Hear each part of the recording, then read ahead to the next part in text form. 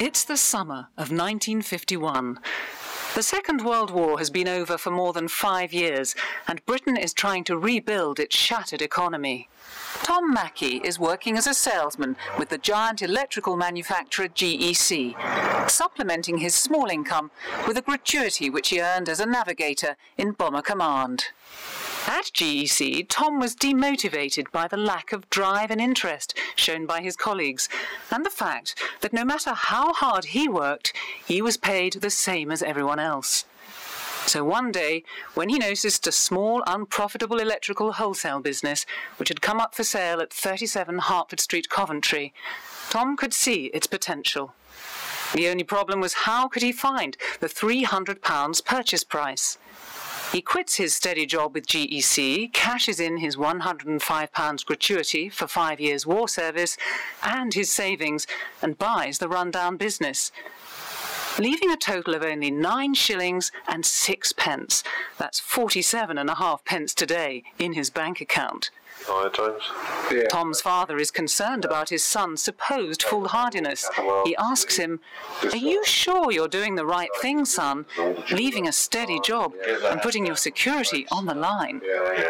That dilapidated little building at 37 Hertford Street was to be the first branch of the worldwide commercial and manufacturing network we now know as City Electrical Factors. It all started on the 16th of July, 1951. One of Tom's first purchases was a company vehicle, a 14-horsepower Morris Oxford, which doubled as a salesman's car and a delivery vehicle. Even today, if a CEF customer needs an urgent delivery, we'll use a salesperson's or branch manager's car to deliver it. Tom worked long and hard to turn the business around. But how could he motivate those who now came to work with him? Tom decided that everyone's wages should be based on the company profit figures. The higher the profit, the more money you earned. This was radical thinking for the early 1950s. But Tom thought it was a fair policy that would have a positive influence on the company's future development. And it certainly did. In the financial year ending March 1951, that's the year immediately prior to Tom's involvement, the accounts show an accrued loss of £1,190 and 2 shillings. However, by the end of 1952, Tom's first year of trading, CEF had achieved a considerable increase in sales, but more importantly, a profit of £115, 2 shillings and 1 penny. Tom continued to develop the Coventry branch for a further 8 years, before he took the decision to expand the company by opening the second branch of CEF in Northampton. By 1961, there were 3 branches with a total annual turnover of £200,000. By 1971, there were 42 branches with a total annual turnover of £2.8 million. By 1981, there were 190 branches with a total annual turnover of £51 million. By 1991, there were 346 branches with a total annual turnover of £272 million.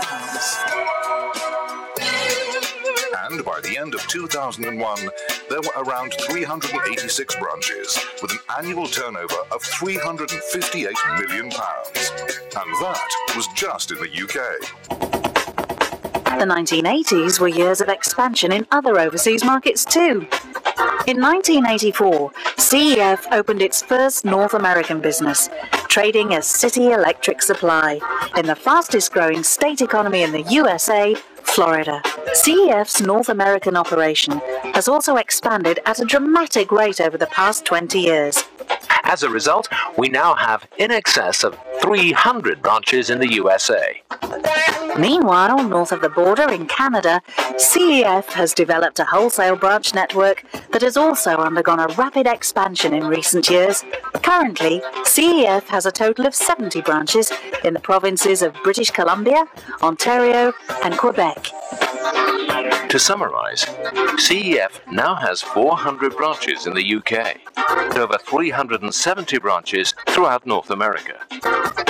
In addition, CEF is currently developing a network of 16 new branches in the Republic of Ireland and has entered the Middle Eastern market with 3 new branches in Dubai.